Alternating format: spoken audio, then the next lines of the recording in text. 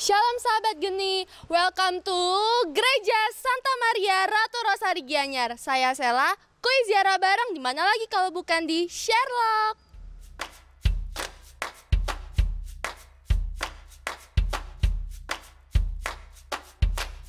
Baik sahabat geni, di rumah kita sekarang sudah bersama dengan Romo Gusti Bagus Kusumawante. Selamat pagi Romo. Selamat pagi. Mungkin Romo bisa kenalan nih sama teman-teman sahabat geni di rumah. Nama Romo sudah berapa lama berkarya di sini? Silakan Romo. Baik, terima kasih. Nama saya Romo Gusti Bagus Kusumawante PR. Saya berasal dari Singaraja. Saya sekarang menjadi pastor paroki Santa Maria Ratu Rosari Gianyar sejak tahun 2013 sampai sekarang 2022. Jadi sudah kurang lebih 9 tahun. Wah, luar biasa Romo ini ya. Sudah sangat lama berarti berada di dalam paroki ini. Lama sekali. Oh ya, Romo melihat gereja yang luar biasa banget nih. Saya juga baru pertama kali ke sini. Mungkin boleh Romo jelaskan ke sahabat geni di rumah ada apa aja sih fasilitas di sekitar gereja ini gitu. Baik. Di gereja Santa Maria Ratu Rosari Gianyar ini dengan luas kurang lebih 1,5 hektar, terdiri dari satu tempat sekarang berada, yaitu gereja lama. Sebetulnya gereja dalam tanda kutip, ini bukan gereja yang sebenarnya. Sebetulnya balai pertemuan atau untuk doa, ya, balai doa begitu. Ya, stylenya seperti Balini style yang dimana orang bisa berdoa di sini. Dulu awal-awalnya sejak tahun 1990 didirikan ini, tapi umatnya sudah ada sejak tahun 1978 ya, dengan 7 kakak. Kemudian dibangun ini tahun 1990, umatnya makin banyak, 50, 100 sampai 200 orang. Berkembang, akhirnya sekarang kurang lebih 916 jiwa, hampir 1000. Tapi kalau misa hari raya besar seperti nanti ini Paskah atau Natal, orang-orang yang memiliki rumah atau domisili di sini dari Jakarta, dari mana-mana datang sampai 1.500 orang. Luar biasa banget. Sehingga dibangunlah gereja yang baru. Baik Romo, itu sejarah mengenai Ya, sejarah perkembangan singkatnya. gereja. Ya. Baik Romo, kalau karya pastoral itu sendiri di gereja ini ada apa aja ya Romo? Karya pastoral di gereja Santa Maria Ratu Rosari Gianyar itu bermacam-macam ya. Paling tidak yang pertama itu persekutuan atau komunio.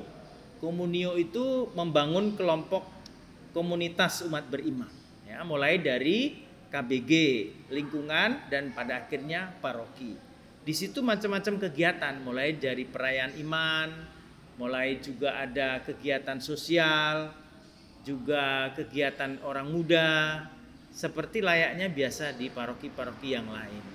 Tapi di sini, di gereja Santa Maria Ratu Rosari Gianyar, itu uniknya adalah 65% itu bukan asli orang Gianyar ya. Selebihnya adalah orang yang sudah lama di sini. 65% adalah pendatang. Jadi mobilitas umat begitu tinggi ya. Karena itu pelayanan pastoral di sini pelayanan pastoral gembala yang baik, mencari domba yang ada di pinggiran ini ya, berada di pinggiran ini. Maka saya harus rajin mencari domba, harus keliling mengumpulkan mereka, membentuk komunio tadi, koinonia tadi, supaya ada liturgia atau perayaan iman. Nah, nanti di situ ada karya diakonia sosial, dan pada akhirnya ada kerugma atau pewartaan, ya, di mana kita menuju kepada suatu martiria, kesaksian. Nah, itu karya-karya seperti misalnya nanti kita bisa lihat di belakang karya sosial. Ya. Di sini ada karya sosial UMKM Paroki San Mari Gianyar. Nanti bisa diliput di sana, ada ternak kambing, ada ternak ikan, ada pisang, dulu ada pepaya, ada jambu, dan bermacam-macam. Lahannya lumayan luas di mana kita bisa melakukan. Di samping itu ada karya pendidikan, ada sekolah. Nanti bisa diliput, ada TK, sebelumnya ada kelompok bermain dulu, ada TK, kemudian ada SD Santa Maria, ya. Dan uniknya SDK maupun SD bahkan kelompok bermain itu yang Katolik hanya kurang lebih 20 orang. Sisanya 200 orang itu orang bukan Katolik. Mayoritas adalah orang Hindu, orang masyarakat di sini. Jadi kehadiran gereja dengan sekolah yang ada ini sangat membantu untuk memberi kesaksian kepada masyarakat. Luar biasa banget ya Romo mengenai karya pastoral gereja ini, sungguh luar biasa kan sahabat geni. Oke. Romo mau tanya nih, kan saya sempat dengar bahwa ada Gianyar Religious Fair. Mungkin Romo bisa jelaskan ke sahabat geni di rumah yang mungkin kepo, apa sih Gianyar Religious Fair itu? Nah, baik.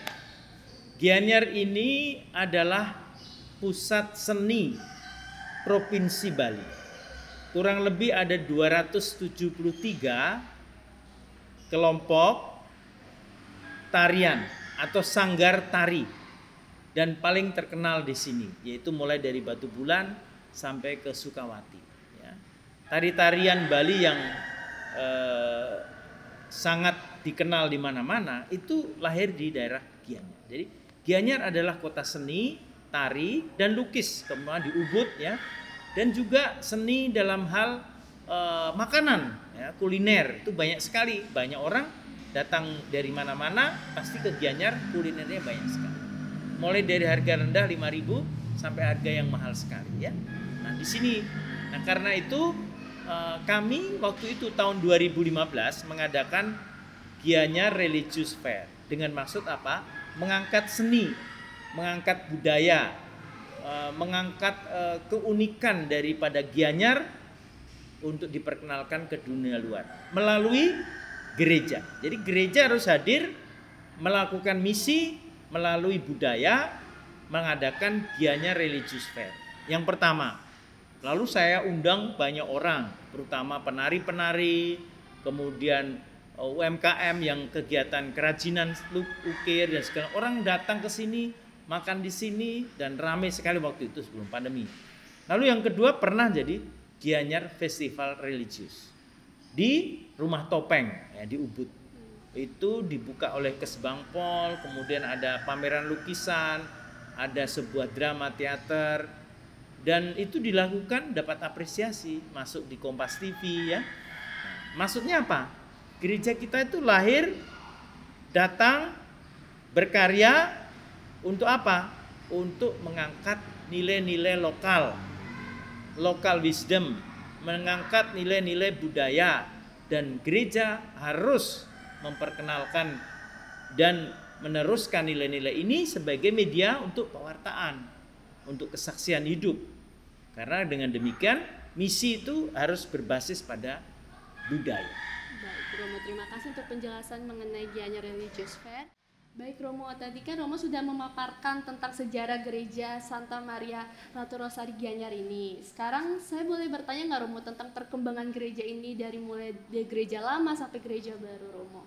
Mungkin Romo bisa jelaskan mengenai perkembangannya. Ya, gereja lama ini style bangunannya Balinis, karya dari seorang pastor Maurice Lecoultre MEP dari Prancis. Sehingga ornamennya ini hasil karya kursus ukir di sini dulu, ya. Mulai dari altar, salib, pintu, semua ini hasil karya mereka. Jadi ini dibangun dengan ornamen dari karya anak-anak yang ada dilatih dalam kursus ukir di sini.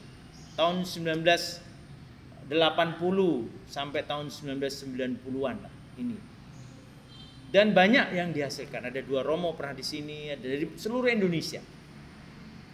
Tetapi lama-kelamaan berkurang lalu tutup. Nah, karya itu kami simpan di sini, tidak kami kemana-mana, tapi disimpan sebagai warisan. Kemudian dibangun gereja yang baru ini, stylenya sudah berubah. Gaya atau stylenya itu lebih Eropa, minimalis, dan lebih kepada sebuah menggunakan kekuatan cahaya matahari sehingga ada banyak art glassnya. Art glass itu kaca patri, nanti bisa kita lihat di sana. Terdiri dari kurang lebih ada 40 art glass. Ada peristiwa Rosario, 4 peristiwa Rosario, jalan salib 14, dan beberapa ornamen, seluruhnya itu art glass. Punya makna 40. 40 berarti 40 hari Yesus berpuasa di padang gurun, dicobai oleh setan, kuasa jahat. 40 tahun bangsa Israel mengembara di padang pasir dalam perjalanan menuju ke tanah terjanji. Dan di depan ada relief juga melambangkan perjuangan itu. Bunda Maria dengan malaikat-malaikatnya yang bernyanyi dengan alat-alat musik. Ada kendang, ada gitar, ada biola, dan segala macam. Nah, itu melambangkan bahwa kita itu diundang masuk ke dalam kemuliaan surgawi bersama Bunda Maria. Dan melalui gereja ini yang menghadap ke timur, karena di sana sumber hidup, di sana kelihatan yaitu Gunung Agung dan pantai, menuju ke barat di mana matahari terbenam. Hidup kita itu hidup dari matahari, kemudian bekerja di dunia, pada akhirnya kita menuju ke akhirat, yaitu kehidupan kita bersama Bapa, Putra, dan Roh Kudus. Di sana ada ornamen tentang Lazarus yang bersama Abraham dan orang kaya itu yang berada di neraka dengan api-api. Kita harus berusaha hidup baik supaya bisa masuk ke dalam kehidupan abadi di surga. Nah, disitulah ada salib yang nanti kita bisa Anda lihat. Dan semua bentuknya ornamen adalah begini, gereja melingkar begini, terus menerus. Artinya apa? Kita ingin sembahyang menunjukkan arah hati kita kepada Allah dengan cara begini. Bangunan yang baru menunjukkan gerak orang berdoa. Demikian. Baik Romo, terima kasih untuk pemaparan tentang perkembangan gereja ini. Ya. Dan Romo, tadi saat saya masuk ke sini itu ada Gua Maria dan ya, juga ada relief yang sungguh luar biasa ya, kayak luar biasa banget. Mungkin Romo bisa jelaskan. Yang mengerjakan Bunda Maria, patung Bunda Maria, dan juga relief tadi ada Maria dan 40 malaikat, itu seorang pemangku di Tabanan. Pemangku ini dia berdoa mempersembahkan Bunda Maria ini untuk gereja Katolik. Dia bukan orang Katolik. Dan ketika patung ini diangkat karena tinggi ber2,5 meter, itu tidak bisa keluar karena pintunya sesak. Karena temboknya terlalu dekat dengan pintu. Tapi dalam cerita anehnya, hujan turun, temboknya ini runtuh, Bunda Maria bisa keluar. Nah, Bunda Maria diberi jalan sampai di sini, yang bawa mobil itu diem semua. Lampunya di traffic light hijau terus, tidak pernah merah. Dia lancar sampai di sini. Dan ditaruhlah ini. Dan Romo, salah satu Romo ada Romo Joko itu yang membawa itu dengan Bapak T namanya, Pak Teja. Itu dari Tabanan ke sini sehingga sekarang ada di sini. Bunda Maria ini bukan hanya dikunjungi oleh umat Katolik, tapi orang tua yang beragama Hindu datang ke sini. Dan keunikannya tidak pakai lilin, tapi pakai dupa. Nah, dupa, di situ ada dupa. Sekarang saya lihat orang berdoa di situ dengan dupa dan air suci, melambangkan doa kita membumbung tinggi untuk kemuliaan. Baik Romo, terima kasih Romo untuk penjelasannya. Kembali. Baik Romo, tadi Romo sempat bilang bahwa di belakang itu ada joglo. Oh ya. Itu mungkin Romo bisa jelaskan. Ya, nanti ke joglo itu namanya Pancer Urip Rahayu. Joglo inspirasi. Orang duduk di sana terinspirasi karena melihat alam, melihat lingkungan hidup kita yang harus kita jaga, kita rawat, bumi rumah kita, dan di sanalah karya-karya manusia. Kita berusaha untuk di sana. Dan joglo itu melambangkan tempat perjumpaan seperti balai, seperti yang sekarang. Dan mungkin Romo kalau sahabat Geni nih mau misa di sini, dan kalau misalnya mau mengikuti persekutuan doa seperti yang Romo bilang, itu jadwalnya bisa mau dijelaskan Romo? Untuk kegiatan Ekaristi atau misa itu setiap hari jam 6.30 pagi di sini. Setiap Sabtu sore misa untuk hari Minggu jam 18.30. Setiap hari Minggu jam 8 pagi. Lalu di sini ada 2 PD, persekutuan doa Amoris Dei untuk orang muda dan persekutuan doa San Mari. Biasanya pada hari Jumat malam jam 7. Jadi bergantian begitu. Seterusnya. Yang lain-lain anak sekami, kemudian anak-anak mesdinar itu biasanya hari Minggu sesudah misa. Di sini kebiasaan kegiatannya sesudah misa hari Minggu orang nggak mau pulang. Ada banyak sekali kegiatan sampai jam 12, setengah 1 baru mereka pulang. Saya kira begitu. Baik Romo, terima kasih banyak untuk pemaparannya dan juga pengumuman untuk kegiatan-kegiatan di Gereja Santa Maria Ratu Rosari Gianyar ini. Ya. Dan bagi sahabat Geni mungkin yang mau berziarah ke Gereja Paroki Santa Maria Ratu Rosari Gianyar ini, yuk kita nanti bareng-bareng berziarah ke Gereja Santa Maria Ratu Rosari Gianyar ini. Terima kasih sudah menonton. Saya Sela dan Romo Wanta pamit undur diri. Dan jangan lupa untuk saksikan Sherlock episode berikutnya. Tuhan Yesus memberkati. Terima kasih.